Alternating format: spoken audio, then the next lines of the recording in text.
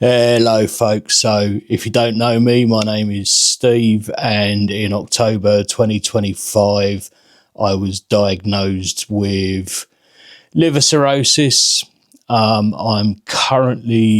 literally just got divorced. We're waiting to sell the house.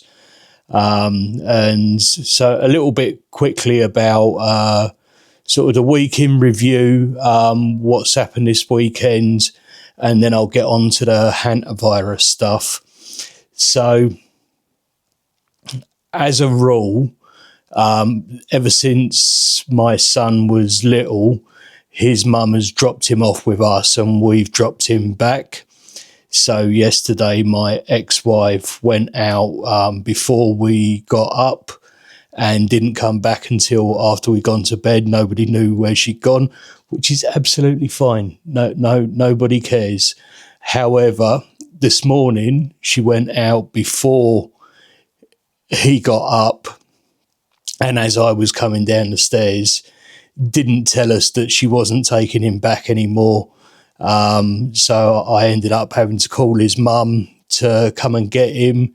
Which again is fine, but just have the common courtesy to tell people what you're up to, right? It doesn't hurt. And the point of the matter is, it doesn't matter how ill you are, people can still be arseholes. So there we go.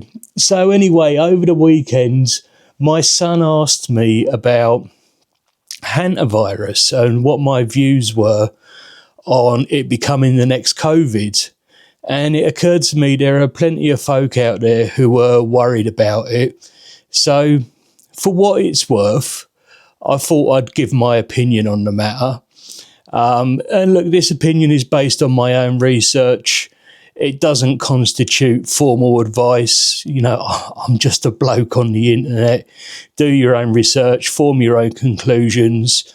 But I thought I might give you a few things to think about and maybe start you off in the right direction, and you might go in a completely different direction. So, Hantavirus, and in this case, the strain known as the Andes virus, I don't think it has the hallmarks to become the next pandemic. So, first, we expect a pandemic about once every 100 years. Although it has to be said that David Attenborough reckons we're more likely to see them more often because we're encroaching on wildlife's territory in terms of where we live. And while he says that they're likely to become more frequent, nobody knows what more frequent means. COVID, the pandemic itself, it spread easily in the open, so it was like the common cold. It travelled on cough and sneeze particles. And if you think a sneeze, which in the case of a common cold is full of virus-laden droplets, can be ejected from the mouth, a sneeze can be ejected from the mouth and the nose at 100 miles an hour, 160 kilometres an hour.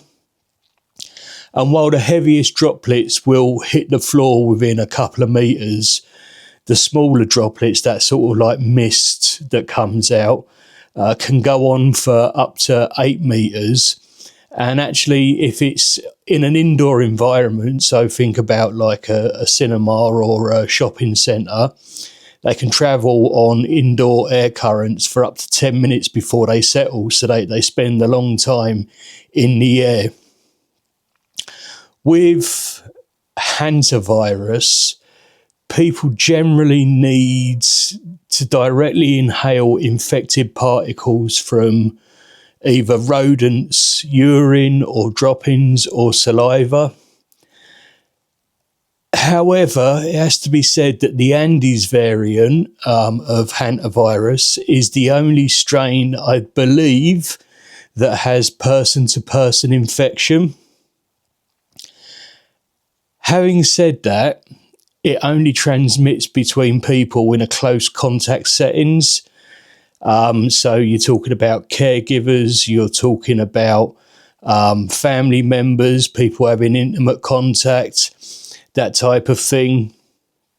Whereas coronavirus could infect you anywhere, but virtually outside through the air, or in sort of like I said, in shopping centres, in cinemas, it would be out in the air. So the Andes virus requires this sort of host of really specific conditions. Needs people to have the symptoms, to be in close contact with others, in a crowded, potentially not well ventilated space. Effectively, these are the exact conditions that were present aboard the cruise ship where this first came to light. And now look, for context, in the Americas, so North and South America, around, the Americas, there's about 1 billion people that live there. And in 2025, there were 229 cases of hantavirus reported. So that's like 0.0000229%. And of that, 59 deaths occurred. So we're going to chuck another naught in there. So it's 0.0000059% of people actually died. Now, because of that low percentage of deaths, no real work has gone into developing a vaccine, because vaccine development isn't about human life. It's about, is it worth doing? Is the cost of human life bigger than the cost of developing the vaccine? And no doubt some economist somewhere has put a number on the value of a human life. However, since the current event occurred, a group of Swiss labs got together and they sequenced the entire genetic code of the Andes virus, and then they made it publicly available free of charge. So it seems that we learned lessons from COVID and we're just that little bit better prepared. Nobody really wants to get caught with their pants down again. No doubt we'll start seeing the PPE thing go off again. I bet they don't get sold to the government on the funny this time either.